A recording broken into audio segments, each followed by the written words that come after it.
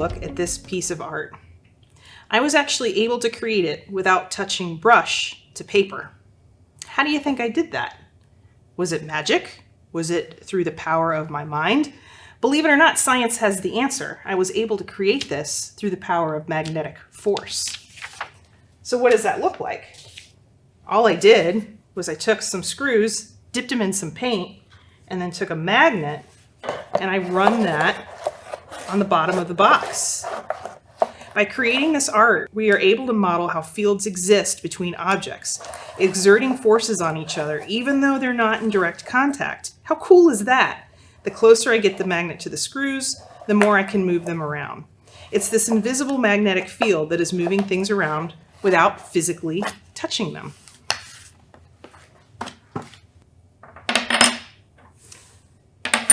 All magnets have north and south poles. Opposite poles attract, while like poles will repel each other away. Let's take this a step further, looking at some iron filings. So I just have some iron filings here. Let me put a piece of white paper underneath that so you can see it. And let's see if we can see the magnetic field that forms around this magnet. Move that around a bit. Where do you think the magnetic field is the strongest? If you said around the poles, you're correct. All right, so now that we've discussed magnetic field, why don't we try and create a coding program that will actually tell us whether the polarity of a magnet is north or south. All right, so I'm going to go ahead and pull that program up for you first and show you what it looks like. And there's a lot going on here, so don't worry, I'm going to explain it in a second. But first, let's talk about the data that you might need to do this program. Well, we've talked about magnetic field strength, and the code.Node actually has a magnetic field sensor inside of it. So let's take a look at the SparkView screen, and I have my magnet here. I'm just going to start this, and I'm going to bring the magnet up to the code.Node. This is actually the south pole, and I want you to notice the closer I get, the stronger the magnetic field. Flip it around and show you the north pole. The closer I get to it, the stronger the magnetic field. So again, it's interesting to note that the north pole is seen as a positive field, while the south pole is seen as a negative field. And it's actually measured in Gauss, which is the unit of measure for magnetic field strength. All right, so now that we have that, let me show you the program.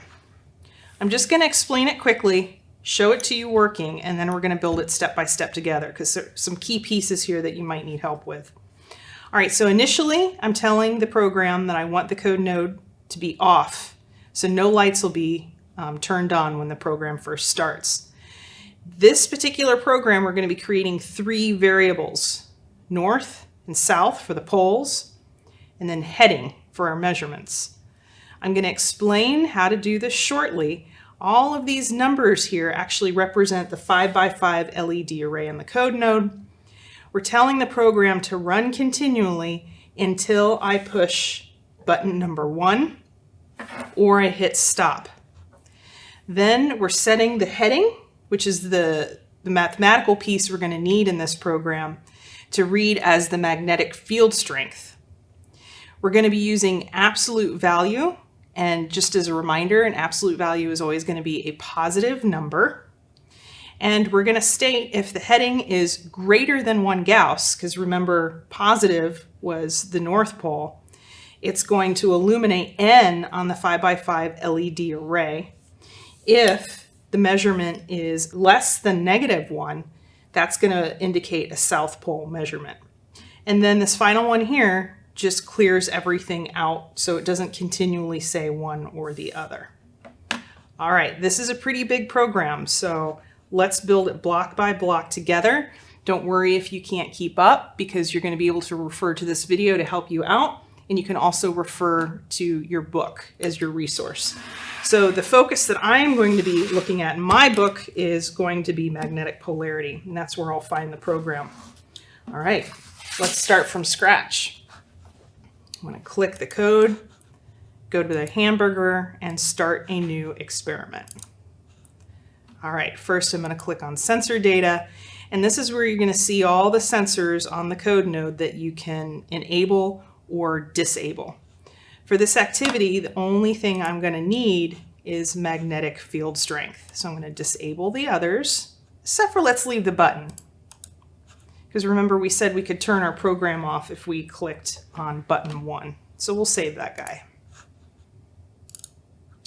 Okay. Then I'm going to click the code icon to bring me to my screen. All right, let's get started. Remember I said that there are going to be 3 variables that we have to create here. So to do that, I'm going to click on variables, create, N for north, create again, S for south, and then heading.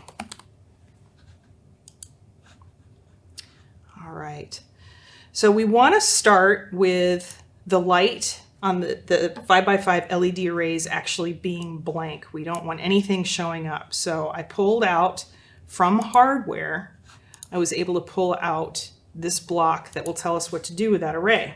I'm going to take out the numbers that are set in there and set the brightness to 0, which means lights will be off. Then it's time for me to pull in my north and south poles. It says heading here, but you just have to click on that down arrow to select the ones that you need. I need to set what I want my LED arrays to illuminate. So before I go into coding much longer, I want to direct your attention to this array, because this is going to be something different for you guys. In math, you've probably plotted coordinates. The plotting for the array on the screen, it's computer science language. So the top of this array is actually 0, 0. And then the bottom is going to be 4, 4. And this is important because if I say I just want to illuminate the top row, I'm going to choose 0, 0, 1, 0, 2, 0, 3, 0, 4, 0, and so on. What I did as an example for you is showed you here what you're going to have to choose to show an N for North Pole and an S for South Pole. All right, so I'm going to leave that there, but now I'm going to do the tough part and plug that into my program.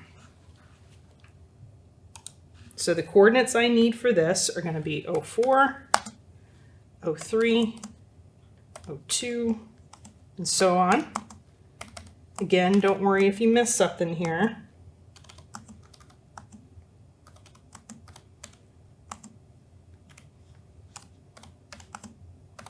Okay, so that's going to illuminate N.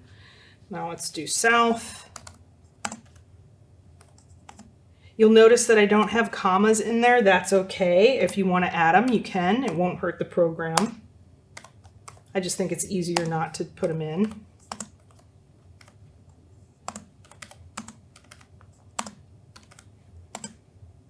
Almost there.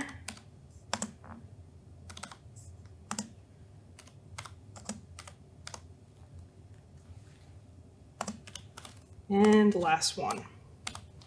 All right, so now these variables, when they're recalled, will illuminate only these LEDs within the 5x5 LED array.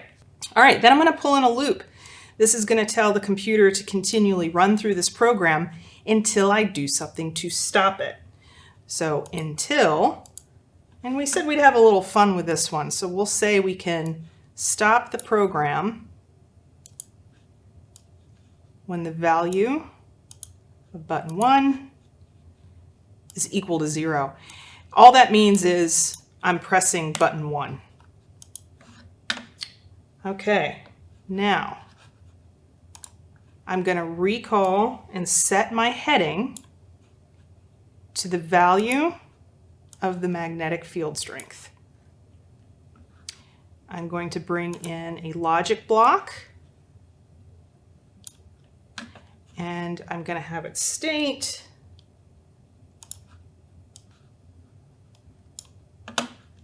that the absolute heading, and let me show you where you find the absolute block, because it's not super easy to find right off the bat. I clicked on the math blocks, and where you see square root here, the third one down, I'm going to plug that in here, and I can change that by the drop down arrow. So there's absolute value. All right, so when the absolute value of the heading, which remember, the heading could be negative or positive depending on what pole we're focusing on. So this is saying that it's going to be a positive heading regardless. So as long as it's greater than 1, it's going to do the following. I need to pull in 2 more logics within this one. You can pull from here or you can duplicate. I like to duplicate, it goes a little bit quicker. And for here, if the value of the heading